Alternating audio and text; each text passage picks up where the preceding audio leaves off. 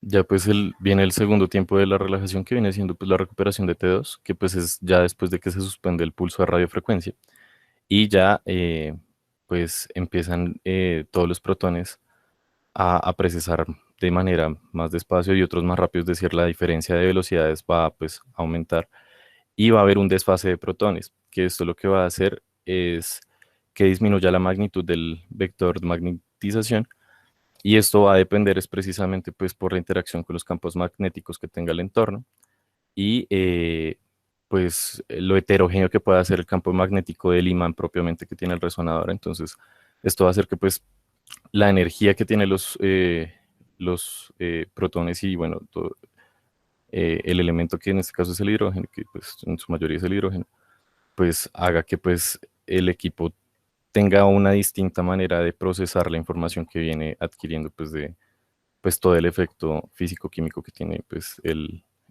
átomo. Siguiente.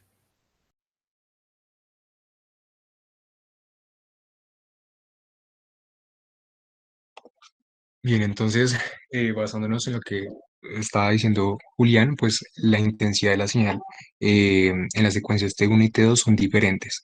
Entonces, y eso pues se puede ver reflejado en la graficación o en la efectuación, por decirlo así, pues de la imagen.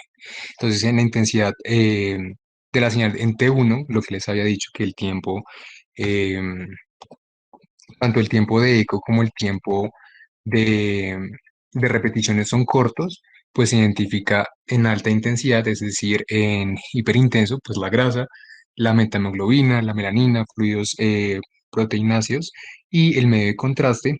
Y en baja señal, es decir, en hipotenso, el líquido cefalorraquídeo o el agua, el hueso compacto, las calcificaciones, la necrosis y la hemosiderina. En cuanto a la secuencia de T2, eh, igual, resaltamos que aquí los tiempos son largos. En la alta señal, es decir, donde se ve hipertenso, pues está el líquido cefalorraquídeo, el agua, el edema, la infección, los quistes, los tumores, es decir, las estructuras más líquidas. Y en hipointenso, pues vamos a encontrar el hueso compacto, las calcificaciones, es decir, las estructuras más sólidas. Bien, y aquí tenemos en cuenta que existen dos secuencias de pulso fusión fundamentalmente, pues a saber. Entonces está la secuencia de Spin-Echo y la secuencia de gradiente de eco. En cuanto a la secuencia de Spin-Echo, encontramos las dos que ya hemos visto, las imágenes pues, potenciadas en T1 y en T2. eh, y o sea, como base fundamental es que aquí se aplican los pulsos de radiofrecuencia con la energía específica para que la orientación que anteriormente habíamos mencionado pues, de los vectores, que en un ángulo resultante de 90 grados o sus derivados, es decir, 180 y 270.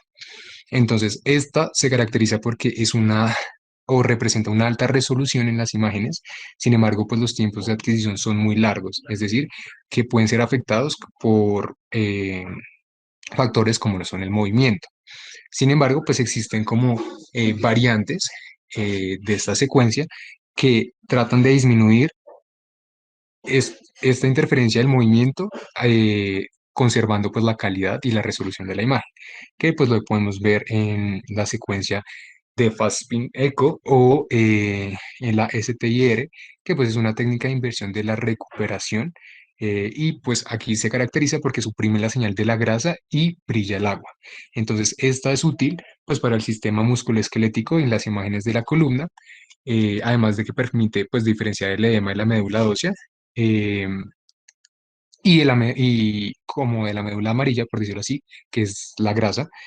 em, y otra de las alternativas o variantes es el flare, que pues es una técnica de inversión de recuperación igual, que suprime la intensidad de la señal del agua libre sin alterar la señal del agua intersticial. Entonces, esta es la secuencia más utilizada en las neuroimágenes y esto pues dado porque todas las estructuras muestran una intensidad pues similar a la secuencia de T2W, excepto por el líquido cefalorraquídeo que se ve hipointenso, perdón.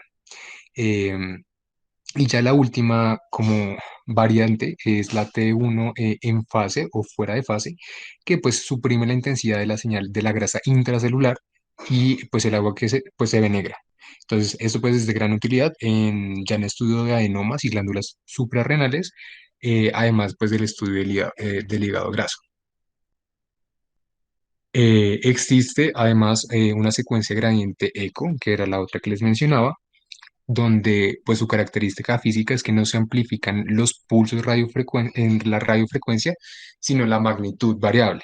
Es decir, que la alineación que habíamos mencionado anteriormente no va a ser como en la secuencia anterior, que era de 90 grados y sus variantes, sino que va a ser en ángulos menores. Entonces, esto, pues la ventaja que va a ofrecer este tipo de estudio es que la adquisición de la imagen va a ser más rápida y pues así quitamos como el efecto dado por el movimiento que pues genera sesgos en la imagen. Sin embargo, pues sí se pierde un poco de la resolución espacial.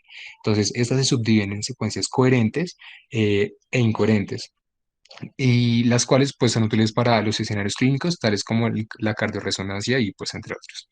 Entonces, dentro de esta secuencia encontramos las imágenes potenciadas por difusión o DWI, que pues en este tipo de imágenes se basa en la propiedad que tienen las moléculas del agua para presentar un movimiento aleatorio en el espacio. Entonces, múltiples procesos patológicos pueden restringir este movimiento del agua, por lo cual pues son de especial utilización para este tipo de patologías. Por ejemplo, en las neuroimágenes y pues en su correlación con el mapa de coeficiente de la difusión aparente, pues son de gran utilidad pues para la detección temprana de ACVs o infecciones e incluso pues algunos procesos neoplásicos. Además, este tipo de imágenes puede ser utilizada en el abdomen porque o sea, para la caracterización de los nódulos de regeneración, supongamos en un hígado cirrótico, en una neoplasia pancreática, entre otros. Y el otro tipo de secuencia de gradiente de eco son las imágenes en T2 W en gradiente de eco.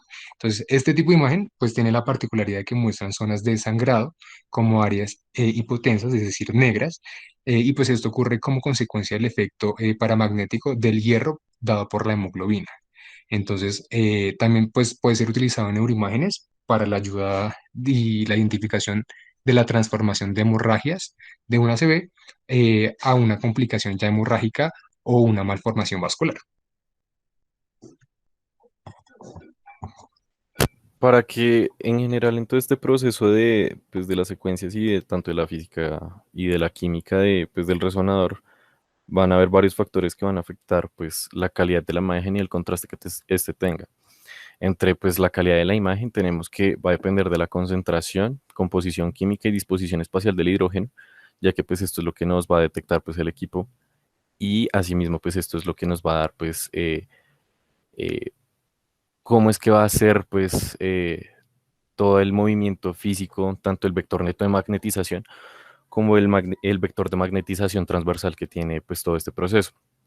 Y pues acá hago una aclaración y es que entre mayor intensidad tenga, mayor es el componente de vector de magnetización transversal que tiene. Es decir, entre mayor actividad tengan, eh, pues el elemento químico que en este caso es el hidrógeno, con respecto pues a la precesión y el alineamiento que tiene con el efecto del resonador, pues va a ser mucho más claro ver cómo es la actividad de ese tejido.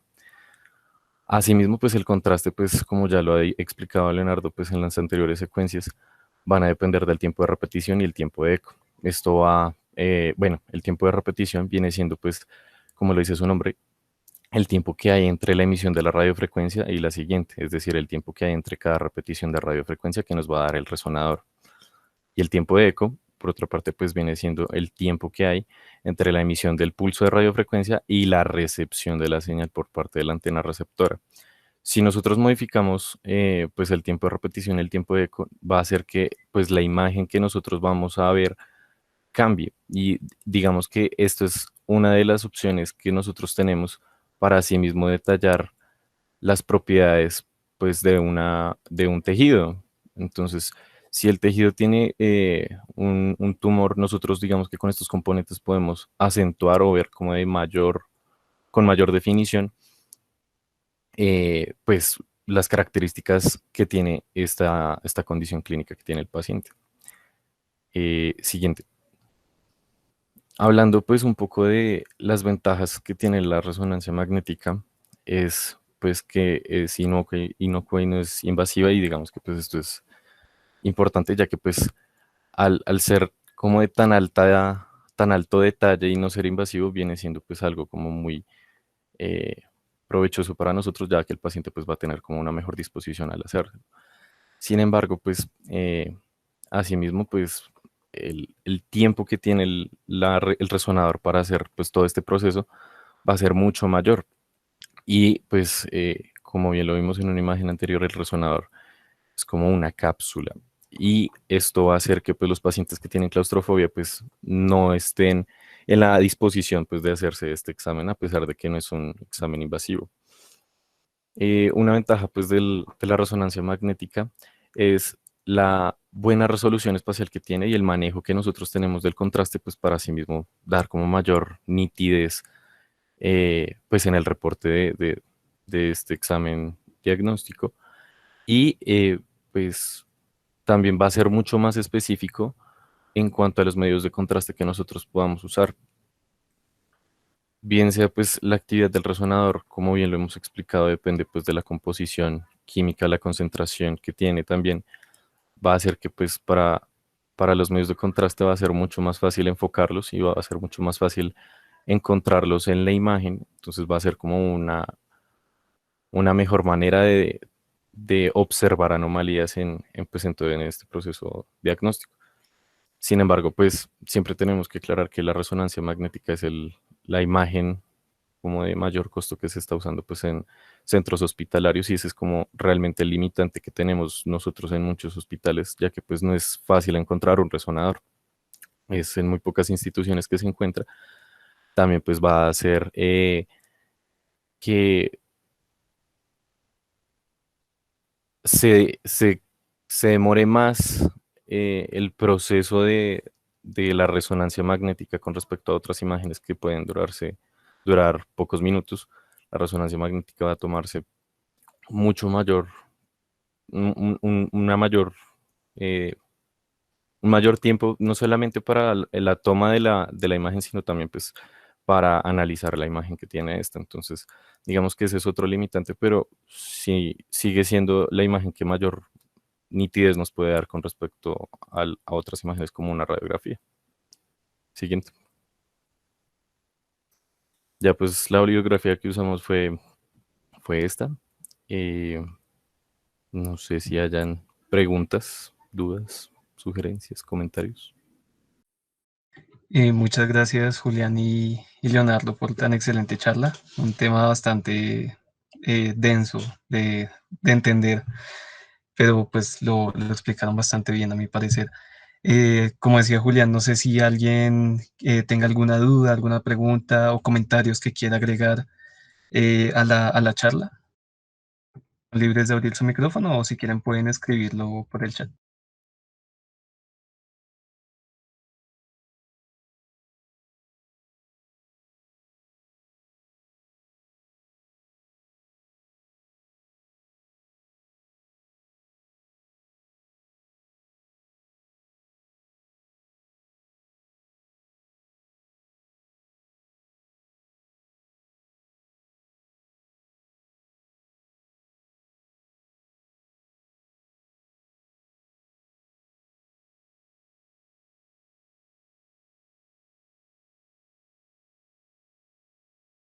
Y bueno, creo que no hay dudas o todos quedaron confundidos, pero bueno, una aproximación a este tema tan complejo. Nuevamente les agradecemos por su asistencia a esta charla, por su apoyo a este grupo de interés y no esperamos que nos volvamos a encontrar en nuestras próximas charlas. Les recordamos que el próximo jueves vamos a dar nuestra charla de tomografía computarizada. Muchas gracias a todos por su asistencia.